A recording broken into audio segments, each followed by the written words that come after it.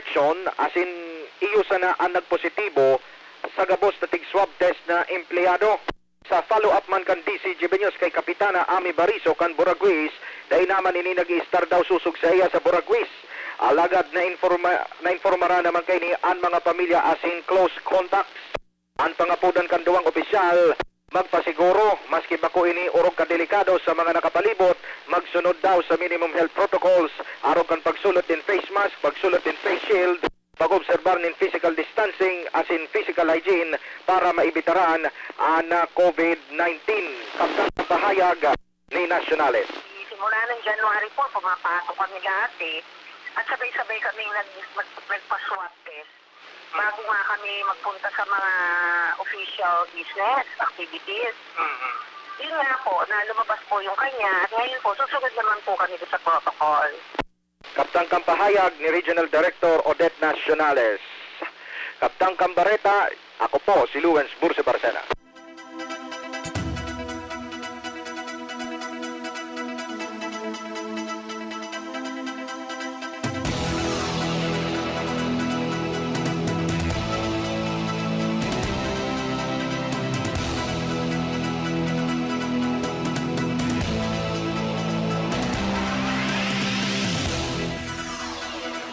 Mientras tanto, pinanmahanak ang gobyerno ang purchase agreement para sa 17 milyones doses ng COVID-19 vaccine alay sa British drug group AstraZeneca kung saan plano kan gobyerno na may tawini sa mga hararayong lugar. Sobra sa 300 na mga kompanya asin 39 local government units sa nasyon ang nagsabay sa siring na lakdang. Sinabi ni Lutis Ramin, Country President kan AstraZeneca na sinda na ugma sa pangako na makataonin access na daing patong.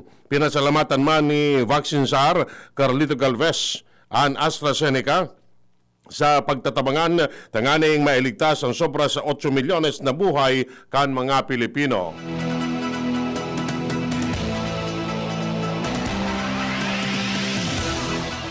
Sisimbagon kan gobyerno ang pagpapalbulong sa sistema na makakamati nin malain na epekto pagkatapos matudukan nin COVID-19 vaccine. Sigun kay Health Undersecretary Maria Rosario Vergere, mabilog ni National Adverse Effect Following Immunization Committee na magmamonitor sa posibleng maraot na epekto kan COVID-19 vaccination. Dagdag pa ni Vergere na ang mga COVID-19 vaccine na mag-agi sa maigot na evaluation kan Philippine Health Regulators ang babakalon kan gobyerno. Sangunyan padagos ang preparasyon kan ahensya para sa COVID-19 mass immunization program.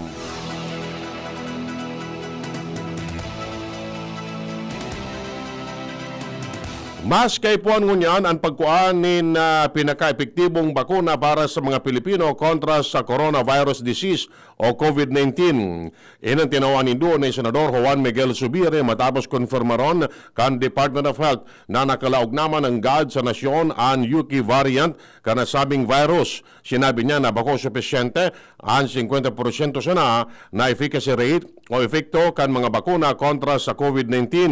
Dapat man sigun kay Zubiri napilion ang mga bakuna na nakapagtapos na in phase 3 clinical trial aron kan Pfizer, Moderna, AstraZeneca, Gamaleya, Novavax dalanta mas efektibo ang mga ining. Magigarumduman na sarong Pinoy na residente kan Quezon City asin nag-uli sa nasyon hali sa United Arab Emirates kan Enero 7 ang nagpositibo sa UK variant kan COVID-19.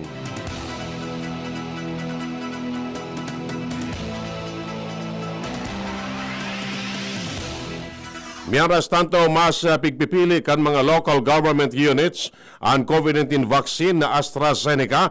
Ini matapos iluwas kan National Task Force Against COVID-19 ang listahan kan mga available vaccine sa merkado. Sigun kay DILG Undersecretary Jonathan Malaya na inilatag kan NTF ang mga bakunang pwedeng gamiton asin nagtataonin mga datos na nakapasar sa pag-aadal kan Food and Drug Administration. Inabisuan pa man ang mga LGU na posibleng schedule kuno arin i-deliver ang mga bakuna.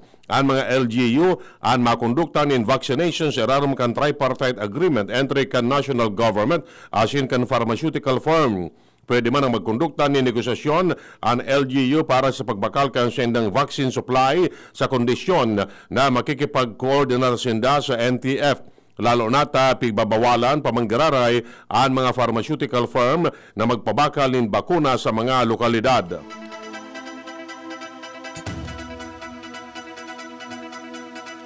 Kinonfirmar kan na Department of Health na may nagkaparang contact tracer na inako kan Department of Interior and Local Government ang kaipuan i-rehire bilang contractual employees. Magagarumduman na nagpatanid ang World Health Organization na pag nabawasan ang contact tracing effort, maapektaran kini ang COVID-19 response. Sinabi ni Health Undersecretary Maria Rosario Vergere na naghahanap pa sinda o pasanaan DILG nin fundo para makapag-rehire giraray nin contact tracer. Sangunyan ang contact tracing kan COVID-19 patient iyo responsibilidad kan mga local government units. Pigahagad kan gobyerno sa mga LGU na magkuan nin contact tracer para diretso manggiraray ang contact tracing effort.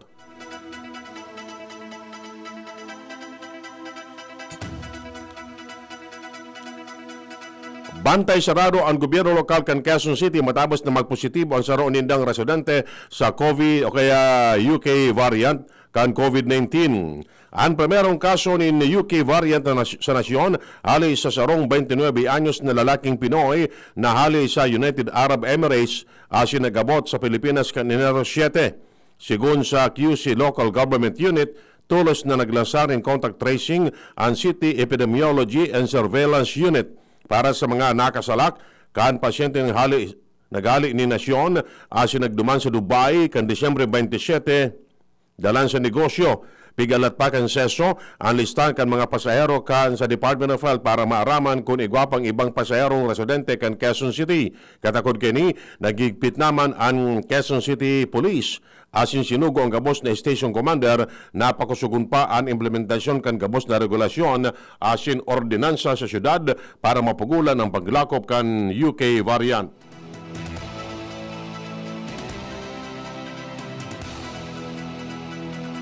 Dahil pang-ebidensyang sa Pilipinas nakuha ang kainatunuting kaso ng UK variant ng COVID-19.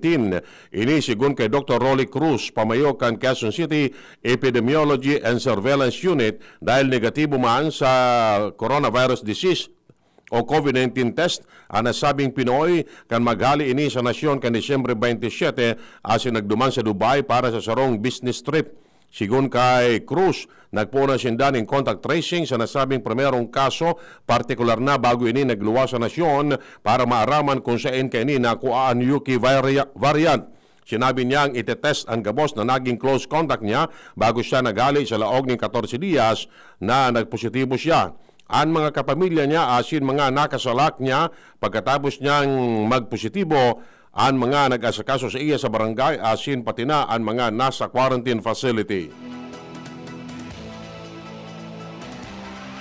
Pinunas kan Quezon City Epidemiology and Surveillance Unit ang kaaditan kan mga residentes kan syudad may kinaraman sa nakalaog ng UK variant kan COVID-19 sa Pilipinas. Ini matapos konfirmaron kan Department of Health na sarong Pinoy na residente kan Quezon City na nag-uli hali sa United Arab Emirates ang nasabing kaso. Sinabi ni Dr. Rolly Cruz, pamayo kan seso, na tulos na naipautob ang mga quarantine measure sa nasabing Pinoy aron na sanakan na pag-quarantine matapos sining magpositibo sa virus. Siniguro man ni Cruz ang pag-contact trace sa gabos na mga posibleng nakasalakan pasyente para maagapan ang paglako pa kan bagong variant. Mantang sigara ray nagpagarumdom si Cruz na gibuhon ang mga minimum health standard aro kan paghugas ning kamot, pagsulog ng face mask asin face shield, asin mantinir ang physical distancing. Yan mga tugang ang detalles kay mga barata ngunyan para sa aga, digdi sa Radio DCGB. Sa pangaran kan mga pag-iriba, Manito Tanyes asin Marcian Madrid sa Lado Technical. Ako po si Edwin Taral na nagsasabing mabalos kan sa inyong pag-antabay.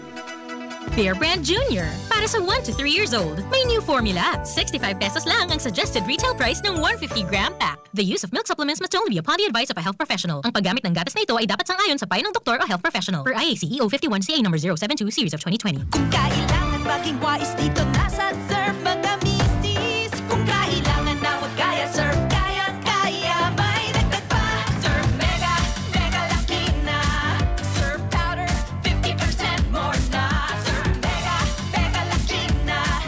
Surf Powder with active clean technology. Mega Laki na, Mega Laki na. Maputi, malinis, mabango pa. Surf Mega Laki na. Surf Mega Lucky, 50% more versus 50 grams sachet. Pero 550 SRP pa rin. Araw-araw mas sasarap dahil andito na ang new Coffee Mate 60-gram tipid pack sa halagang 15 pesos lang. Araw-arawin ang creaminess in your coffee. Sa new Coffee Mate 60-gram tipid pack, you can enjoy up to